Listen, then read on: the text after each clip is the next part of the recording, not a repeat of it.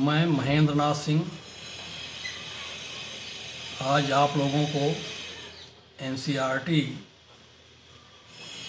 कक्षा 12 के गणित का एक्सरसाइज 6.5 उच्चिष्ट और निम्निष्ट फलन के मान के बारे में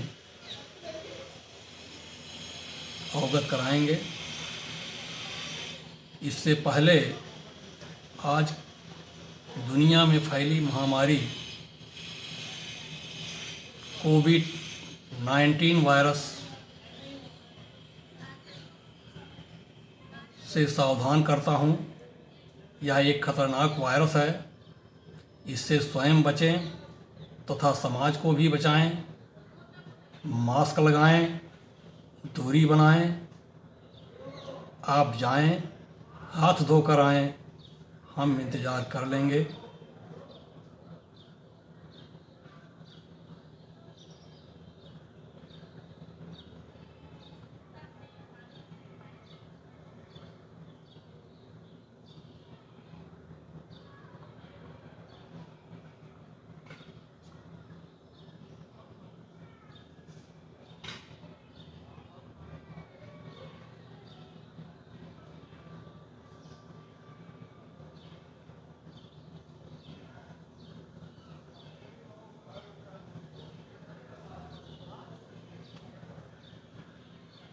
एनसीईआरटी कक्षा 12 एक्सरसाइज 6.5 उच्चिष्ट एवं निम्निष्ट फलन का मान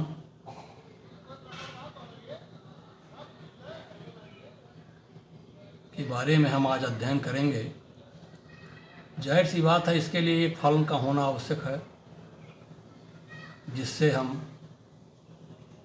उच्चिष्ट और निम्निष्ट मानों पर विवेचना कर सकें।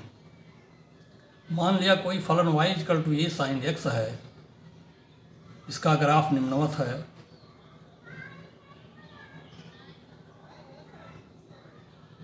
आप देख रहे हैं y = a sin π/2 पर y = a होगा, जो फलन का अधिकतम मान है या उच्चिष्ट मान है, अर्थात y = a मैक्सिमा है।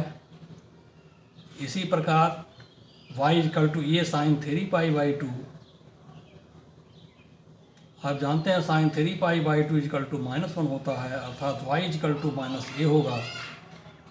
यह फलन का न्यूनतम मान है या मिनिमम मान है या मिनिमा इसको कहते हैं। ग्राफ से तो फलन के उच्चिष्ट और निम्निष्ट मान आपके स्पष्ट हो गए हैं, परंतु हम इसको अवकलन विधि से बिना ग्राफ बनाए कैसे निकाल सकते हैं, इसकी प्रक्रिया के बारे में आज हम अध्ययन करेंगे।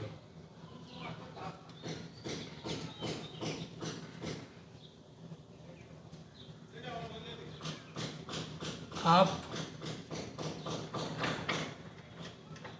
दूसरे चित्र में देख रहे हैं फलन 0 से लेकर π/2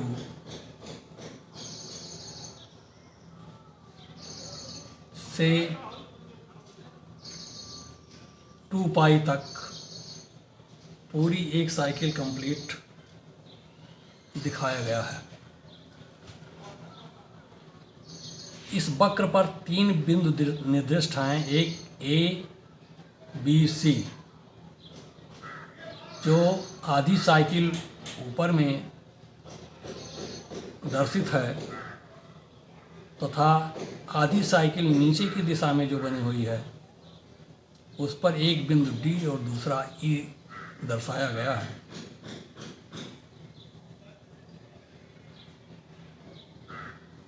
बिंदु A पर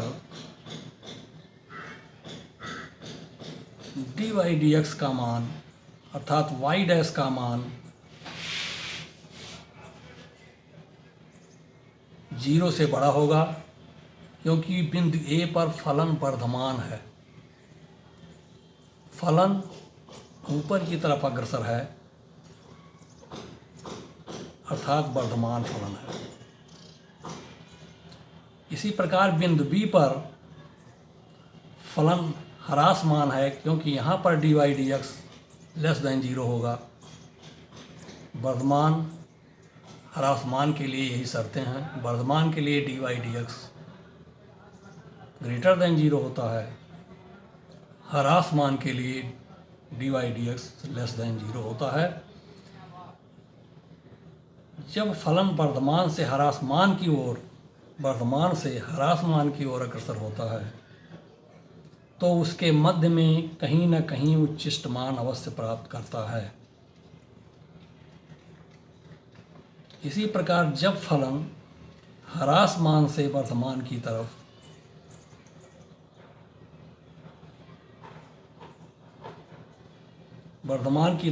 ह्रासमान से वर्धमान की तरफ अग्रसर होता है, उसके बीच में निम्नलिखित मान प्राप्त करता है, जैसा कि बिंदु डी पर निर्दिष्ट है।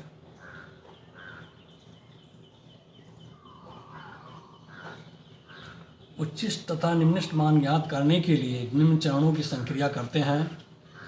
पहला, फलन y equal to a sin x का अवकलन y dash a cos x ज्ञात करेंगे।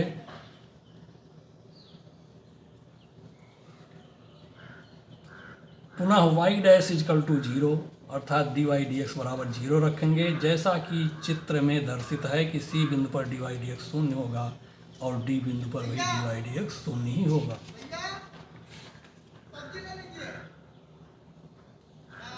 अब y डैश इक्वल टू 0 है अर्थात dy dx शून्य है, तब a cos x equal to 0, cos x equal to 0 तो cos x equal to cos pi by 2 अर्थात x equal to 2n pi plus minus pi by 2 त्रिकोणमितीय समीकरण के अनुसार। ग्राफ या फलन में समवृत्त अंतराल 0 से 2 पाई है अर्थात यह n इक्वल टू 0 और 1 है। तब x equal to pi by 2 या माइनस पाई बाई 2 या 3 पाई बाई 2 होगा। तीसरे चरण में हम y डबल डैश ज्ञात करते हैं अर्थात डी स्क्वायर वाई बटे डी एक्स स्क्वायर निकालते हैं। y double dash equal to minus a sine x ज्ञात करते हैं। x equal to pi by 2 पर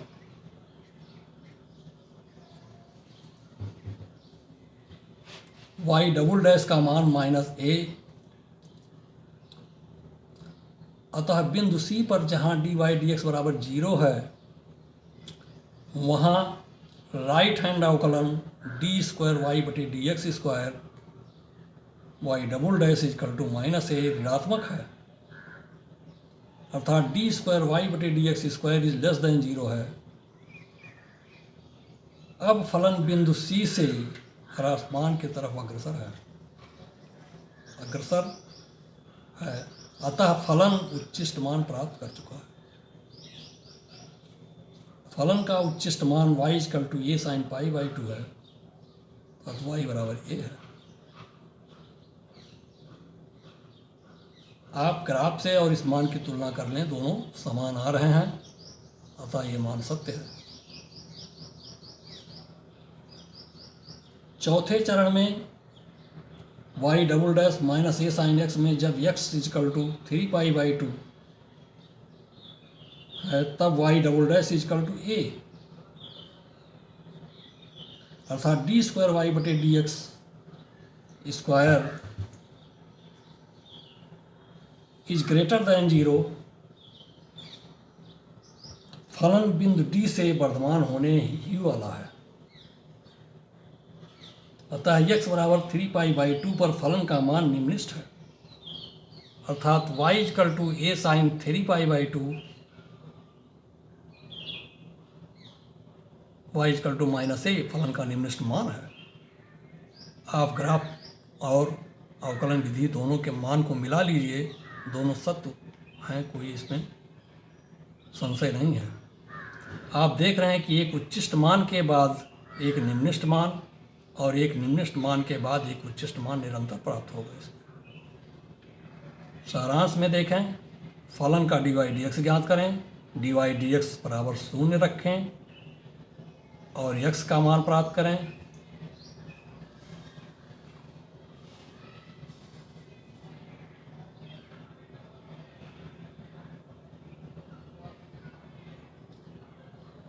प्राप्त मान को डी स्क्वायर वाई बटे डी एक्स स्क्वायर ज्ञात करके सेकंड अवकलन में रखें, जिससे डी स्क्वायर वाई बटे d x square greater than 0, तब x के मान पर फलन उच्चिष्ट होगा,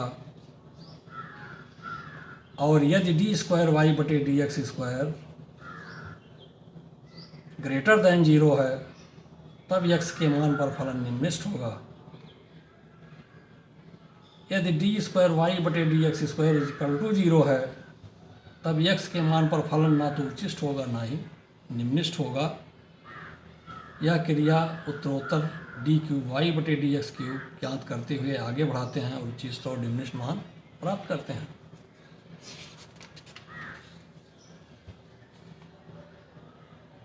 यदि डी क्यूब वाई बटे d x cube equal to not 0, तब x के मान पर फलन ना उच्चिष्ट है ना निम्निष्ट है। यदि डी क्यूब वाई बटे डी एक्स क्यूब भी 0 हो गया, x के मान पर बराबर 0 हो गया, तब डी पावर 4 वाई बटे डी एक्स पावर 4 ज्ञात करते हैं। यदि x के मान पर डी पावर 4 वाई बटे d x power 4 less than 0 है, तो फलन उच्चिष्ट होगा उस मान पर।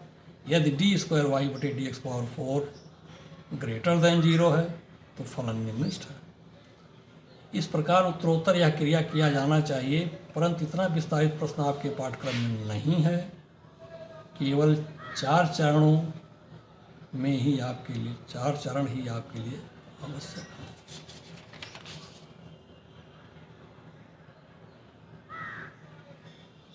धन्यवाद।